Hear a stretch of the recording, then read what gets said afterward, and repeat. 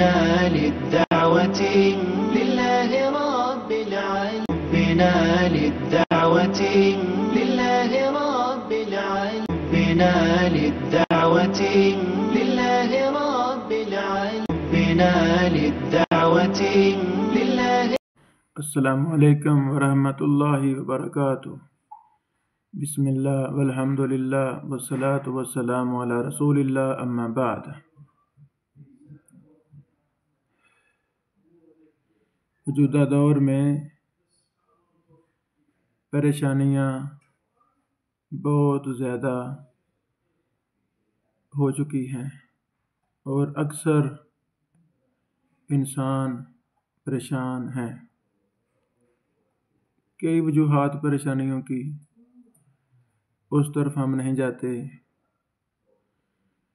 اللہ اکبر. ہمارا دین اسلام بڑا ہی پیارا دین ہے، بڑا مقدس دین ہے. جب ہم قرآن و سنت کا مطالعہ کرتے ہیں تو ہمیں یہ بات سمجھ لگتی ہے کہ خوشی پریشانی جو مقدر میں ہو وہ آ جاتی ہے. خوشی اور پریشانی اس کا بھی ہماری شریعت نے پراپر ہمیں نصاب دیا ہے، اصول بیان فرمائے ہیں. تو ہمارے علم میں وہ اصول ہونے چاہیے. پہلی بات، پریشانی میں کیا کیا جائے؟ سب سے پہلی بات یہ ہے کہ ہمیں جیسے خوشی میں ہم اللہ سے راضی ہوتے ہیں، اسی طرح پریشانی میں بھی ہمارے زبان پہ کوئی شکوہ شکایت نہیں آنا چاہیے، بلکہ ہمیں اللہ سے ہر وقت راضی رہنا چاہیے. خوشی میں بھی الحمدللہ، پریشانی میں بھی الحمدللہ. پھر ہمیں سارے معاملات اللہ کے سپرد کرنے چاہیے. وَفَوِّضُ أَمْرِي إِلَى اللَّهِ کا یہی مطلب ہے کہ ہم اپنے سارے معاملات اللہ کے سپرد کریں.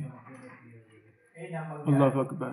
پھر تیسری بات، ذکر و اذکار، صبح و شام کے اذکار، پریشانی میں پڑھے جانے والے اذکار، اللہ اکبر، ان کا ہم اہتمام کریں. استغفر اللہ، استغفر اللہ، اس کا بہت زیادہ اہتمام کیا جائے. اللہ اکبر.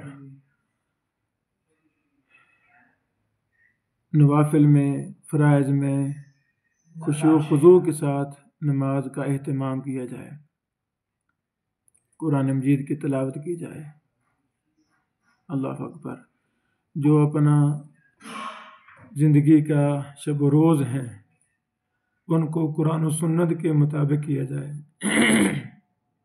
حتی الوسع کوشش کی جائے زندگی میں مجھ سے قرآن و حدیث کی جان بوجھ کر مخالفت نہ ہو. ہاں انسان ہے، بھول کر سستی میں کوئی کمی کوتاہی ہو گئی ہے تو انسان اللہ سے معافی مانگے، اللہ تعالیٰ سے انسان معافی مانگے، توبہ کرے. اور پھر آپ کے علاقہ میں جو بڑے بڑے نیک اور علماء کرام ہیں، اللہ والے لوگ ہیں، ان کے پاس بیٹھا جائے. اللہ اکبر. ان کے پاس بیٹھا جائے. اس میں ہمیں بہت کچھ ملے گا، ہمیں سیکھنے کو بہت کچھ ملے گا انشاءاللہ العزیز. تو ان کے تجربات سے ہم فائدہ لیں گے، وہ ہماری دینی روحانی تربیت کریں گے تو اس میں ہمیں فائدہ ملے گا انشاءاللہ. یہ چند ضروری باتیں ہیں کہ پریشانیوں کے دور میں ہمیں کیا کرنا ہے. زیادہ سے زیادہ قرآن کا مطالعہ کیا جائے، ترجمہ تفسیر کے ساتھ، احادیث کا ترجمہ تفسیر کے ساتھ مطالعہ کیا جائے. علماء کی مجلس اختیار کی جائے. علماء کی مجلس بڑے ہی فوائد پر مشتمل ہوتی ہے. اللہ اکبر. ذکر و اذکار بہت زیادہ کیا جائے. دلوں کے اطمینان اللہ کے ذکر میں ہے. جو بھی آتا ہے زبان پر اس کو لایا جائے. سبحان اللہ، الحمدللہ، اللہ اکبر، لا الہ الا اللہ. یہ کتنے عظیم کلمے ہیں کہ بارہا پڑھے جائیں. سبحان اللہ و بحمدہ، سبحان اللہ العظیم، یہ بارہا پڑھا جائے. لا الہ الا اللہ، لا الہ الا اللہ، یہ کثرت سے ذکر کیا جائے.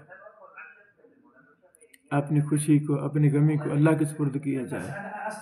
تو ہر پریشانی کے بعد خوشی اللہ تعالیٰ عطا فرماتے ہیں، فراوانی عطا فرماتے ہیں. بچوں کی پریشانیاں، بیٹیوں کی پریشانیاں، رشتہ داروں کی پریشانیاں، اپنی پریشانیاں، ہر چیز کو اللہ کے سپرد kya جائے.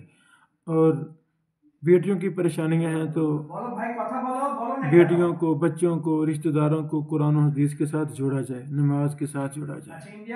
اللہ راضی ہو جائے گا تو سارے کام سیدھے ہو جائیں گے. بارک اللہ فیکم. اللہ تعالیٰ ہمیں عمل کرنے کی توفیق عطا فرمائے.